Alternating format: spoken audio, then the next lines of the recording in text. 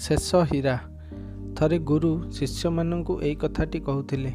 ଜଣେ ମାଛ ଧରାଳି ଥିଲା। ସେ ଥିଲା ବହୁତ ଦରିଦ୍ର। ପରିବାର ପ୍ରତିପୋଷଣ କେମିତି କରିବ ସେଇ ଚିନ୍ତାରେ ସେ ରହୁଥିଲା। ତେଣୁ ସେ ସର୍ବଦା ଥିଲା ବିମର୍ଷଚିତ। ଦିନକର କଥା, ରାତିରେ ତାକୁ ନିଦ ହେଲା ନାହିଁ। ସକାଳ ହେବା ଆଗରୁ ସେ ଜାଲଟିକୁ ଧରି ନଦୀକୁ ବାହାରିଗଲା। କିନ୍ତୁ ଅନ୍ଧାରରେ ସେ କରିବ କ'ଣ? ହଠାତ୍ ତାର ପାଦରେ କିଛି ବାଜିଲା। ତାହା ଥିଲା ଗୋଟିଏ ମୁଣି, ଯାହା ଭିତରେ ଥିଲା କିଛି ଛୋଟ ପଥର।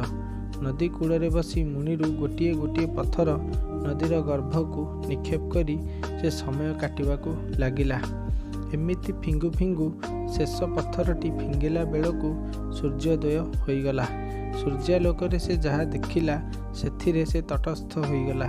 କାରଣ ସେ ଯାହାକୁ ଫିଙ୍ଗିବାକୁ ଯାଉଥିଲା ତାହା ଥିଲା ଗୋଟିଏ ହୀରା। ହେ ଭଗବାନ, ମୁଁ କ'ଣ କଲି ବୋଲି ଚିତ୍କାର କରି ସେ କାନ୍ଦିବାକୁ ଲାଗିଲା। ଏହି ସମୟରେ ସେଇ ବାଟ ଦେଇ ଯାଉଥିଲେ ସନ୍ଥ ଫରିଦ। ସେ ମାଛ ଧରାଳିର କାନ୍ଧରେ ହାତ ଦେଲେ ଓ କହିଲେ, ଭାଇ, ଦୁଃଖ କର ନାହିଁ। ତୁମେ ଯେଉଁଥିଲାଗି ଓ ଯେତିକି ପରିମାଣର ଯୋଗ୍ୟ, ଭଗବାନ କେବଳ ସେତିକି ଦିଅନ୍ତି। ବହୁ ଲୋକଙ୍କ ଭାଗ୍ୟରେ ଏମିତି ପଥର ରତ୍ନ ଭରା ମୁଣି ପଡ଼ିଛି। ସେମାନେ ଅନ୍ଧାରରେ ସବୁ ହୀରାକୁ ପଥର ଭାବି ନଦୀରେ ଫିଙ୍ଗି ଦେଇଛନ୍ତି।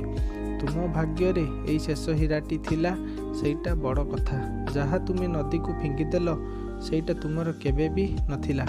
ତେଣୁ ଏହି ଶେଷ ହୀରାରେ ସନ୍ତୁଷ୍ଟ ରୁହ ଏବଂ ଏଥିରୁ ମନୁଷ୍ୟର ଭାଗ୍ୟ ଓ ଈଶ୍ୱରଙ୍କ ବ୍ୟବସ୍ଥା ଉପରେ ଧାରଣା ରଖ। ଶେଷରେ ଆଜିର ଅନୁଚିନ୍ତା। ଅନ୍ୟକୁ ସାହାଯ୍ୟ କରିବା ଯଦି ସବୁଠାରୁ ବଡ଼ ପୁଣ୍ୟ, ତେବେ ଅନ୍ୟକୁ ଜାଣିଶୁଣି କଷ୍ଟ ଦେବା ସବୁଠାରୁ ବଡ଼ ପାପ।